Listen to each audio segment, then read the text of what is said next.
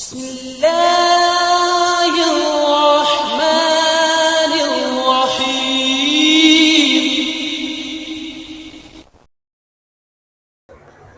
السلام علیکم ورحمۃ اللہ وبرکاتہ۔ سلسلے درس قرآن میں آپ سب کا استقبال ہے۔ ہم لوگ سن رہے ہیں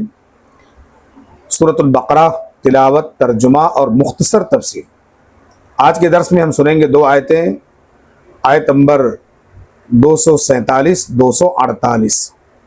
اعوذ باللہ من الشیطان الرجیم، بسم اللہ الرحمن الرحیم۔ وقال لهم نبيهم إن الله قد بعث لكم طالوت ملكا قالوا أن يكون له الملك علينا ونحن أحق بالملك منه ولم يؤت سعة من المال قال إن الله اصطفاه عليكم وزاده بسطة في العلم والجسم والله يؤتي ملكه من يشاء واللہ واسع علیم۔ وقال لهم نبيهم إن آية ملكه أن يأتيكم التابوت فيه سكينة من ربكم وبقية مما ترك آل موسى وآل هارون تحمله الملائكة إن في ذلك لآية لكم إن كنتم مؤمنين۔ ہر قسم کی تعریف اللہ رب العالمین کے لیے، درود و سلام اللہ کے رسول صلی اللہ علیہ وسلم پر۔ اللہ رب العزت ارشاد فرما رہا ہے، اور ان سے ان کے نبی نے کہا، بے شک اللہ نے تمہارے لیے طالوت کو بادشاہ مقرر کیا ہے۔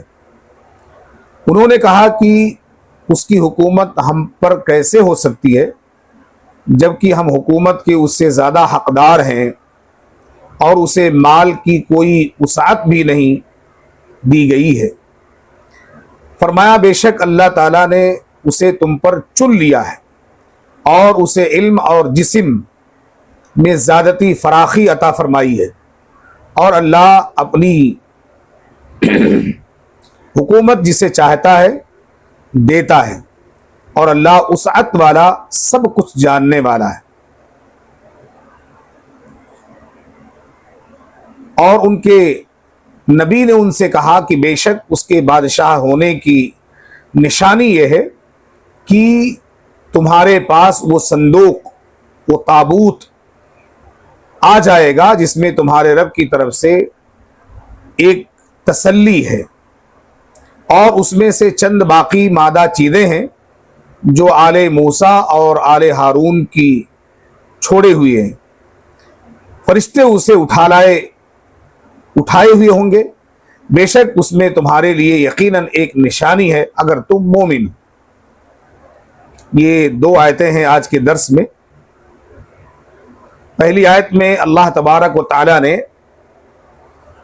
ان اللہ قد بعث لکم طالوت ملکا، طالوت کے بادشاہ بنائے جانے کا ذکر کیا ہے۔ اس زمانے کے نبی جو شموئیل کے نام سے مشہور ہیں، انہوں نے جب ان کی قوم نے کہا کہ آپ ہمارے لیے کسی بادشاہ کو مقرر کر دیں، تو انہوں نے طالوت کو منتخب فرمایا اور کہا کہ یہ تمہارے بادشاہ ہوں گے۔ طالوت بادشاہ مقرر ہونے کے بعد ان کی قوم نے کہا، غور کیا، فکر کیا، کہا کہ ان کے اندر تو بادشاہیت کی صفت نہیں ہے، نہ تو ان کے پاس خاندانی جاہ و مرتبہ ہے، نہ ہی یہ سرداری کے لائق ہیں، نہ ہی ان کے پاس کوئی مال و متاع ہے کہ ہم انہیں سردار تسلیم کر لیں۔ شموئیل نے بتایا کہ اس میں ایک حکمت ہے، جو بظاہر یہ ہے کہ نبی کوئی بھی ہو واجب الاطاعت ہوتا ہے، اس کا نام مشہور ہو یا نہ ہو۔ بعض لوگوں نے کہا کہ یہاں پر شموئیل کا نام تو ذکر نہیں ہے، لیکن اس زمانے میں جب طالوت کا دور آیا تھا، اس وقت وہی نبی تھے، تو نبی کی بات ماننا ہر ایک پر ضروری ہوتا ہے۔ اگر تم نبی کی بات نہیں مانو گے تو منکر ہو جاؤ گے۔ اس لیے جب طالوت کے بارے میں شموئیل نبی نے بادشاہ کا اعلان کیا تو بہتوں نے انکار کر دیا تھا، لیکن بعد میں سمجھانے بجھانے پر سبوں نے اقرار کر لیا۔ جب اقرار کر لی تو سمجھ میں بات آئی کہ واقعی ہمارے لیے اقرار کرنا زیادہ بہتر تھا۔ اسی لیے سلامتی اسی میں ہے کہ ہم نبی کی بات کو تسلیم کر لیں، اور نبی کی بات کے اگر ہم انکار کریں گے تو ممکن ہے کہ اللہ رب العالمین کی طرف سے کچھ آزمائشیں آ جائیں یا پریشانی اور تکلیف ہو جائے۔ اس کے بعد میں قالوا انا یکون لہ الملک علینا، طالوت کی بادشاہ مقرر ہونے پر سرداروں نے جو اعتراض کیے تھے وہ یہی تھی جس کا میں نے ابھی ذکر کیا کہ ان کے پاس تو نہ تو جو ہے جاہ و منصب ہے، نہ ہی خاندانی ثروت ہے، اور نہ ہی ان کے پاس مال و متاع ہے جو ہمارا سپورٹ کر سکیں، لیکن چونکہ نبی کا فیصلہ تھا اور اللہ رب العالمین کی طرف سے انہیں بادشاہ بنایا گیا تھا، اس لیے اس زمانے کے نبی نے صاف کہہ دیا کہ یہی تمہارے جو ہے بادشاہ ہوں گے، اگر تم انہیں تسلیم کرتے ہو تو بھی، نہیں تسلیم کرتے ہو تو بھی، تمہارے اعراض سے کچھ بھی نقصان ہونے والا نہیں ہے، کیونکہ جو حکمت ان کے اندر میں دیکھتا ہوں، جو صلاحیت ان کے اندر میں مجھے نظر آتی ہے، اور جس وجہ سے اللہ رب العالمین نے انہیں منتخب کیا ہے، وہ اللہ رب العالمین ہی حکمت کو جانتا ہے۔ اس لیے آپ بات مانو اور ان کو اپنا خلیفہ یا اپنا بادشاہ تسلیم کر لو۔ تو بات جو ہے لوگوں نے تسلیم کیا، پھر بھی ان کے دلوں کے اندر جو ہے ایک چیز تھی کہ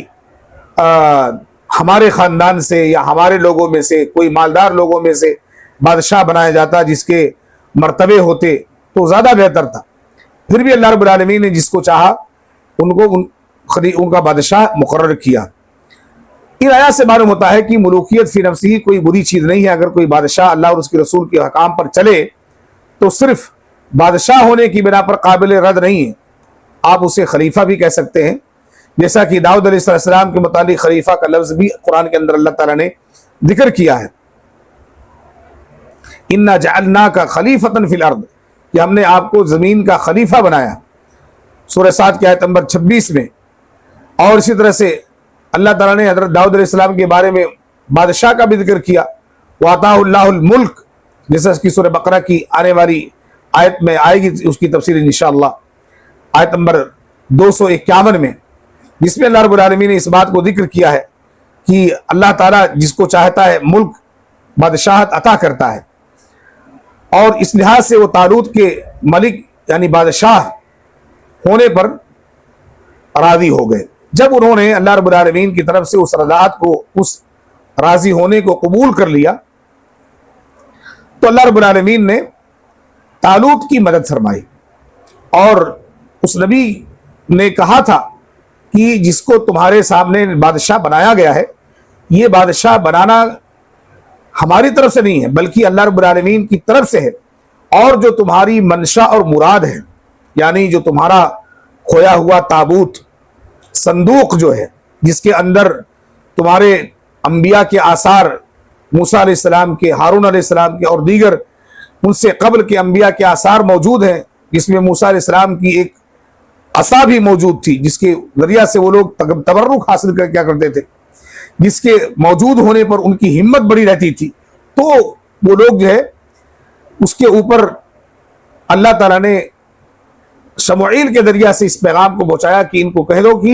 یہ جو تابوت ہے یہ تمہارے پاس لوٹا دیا جائے گا۔ اللہ رب العالمین طالوت کے ذریعہ سے تمہارے پاس جو ہے اس صندوق کو، اس جو ہے باکس کو تمہارے پاس لوٹایا جائے گا۔ معاملہ یہی ہوا کہ اللہ رب العالمین نے چند فرشتوں کے ذریعہ سے مدد فرمائی، اور وہ تابوت پورا خزینہ جو تابوت کی شکل میں، صندوق کی شکل میں تھا، جو عمالقہ کے لوگ جو ہے لے کر چلے گئے تھے، ان سے انہوں نے حاصل کیا، اور بعد میں ایک بڑی جنگ قائم ہوئی جس میں داؤد علیہ السلام نے بڑھ چڑھ کر کے حصہ لیا۔ جیسا کہ میں نے کل کے درس میں تھوڑی سی باتیں داؤد علیہ السلام کے سلسلے میں ذکر کی تھی، اور اس کی پوری تفصیل انشاءاللہ کل کے درس میں آئے گی، جس میں اللہ رب العالمین نے داؤد علیہ السلام کے نبی بنانے کا بھی ذکر کیا ہے، بادشاہ بنانے کا بھی ذکر کیا ہے، اور اللہ رب العالمین نے ان کی بہادری کا بھی ذکر کیا، جنہوں نے अमालका से लड़ाई लड़ी और जालूत को अपने हाथों से कत्ल किया। तो ये आज के दर्स में छोटी छोटी 2 आयतें थी जिसके अंदर 2 अजीम बातों की तरफ अल्लाह रब्बुल आलमीन ने इशारा किया। एक तो बादशाह बनाए जाने पर, और दूसरा अल्लाह रब्बुल आलमीन की उन लोगों की मदद का जिक्र किया है जो लोग जो है हजरत मूसा अलैहिस्सलाम पर और हजरत हारून अलैहिस्सलाम पर ईमान रखते थे और शमूएल की बात पहले तो इनकार किया, उसके बाद फिर बाद में उस बात को मान गए और उनके पास वो ताबूत सकीना अल्हम्दुलिल्लाह वापस आई। अल्लाह रब्बुल आलमीन से हम दुआ करते हैं परवरदिगार हम तमाम लोगों को इन आयतों को समझने और उस पर अमल करने की तौफीक अता फरमाए। आमीन। वसल्लल्लाहु अला नबील करीम व बारिक वसल्लम।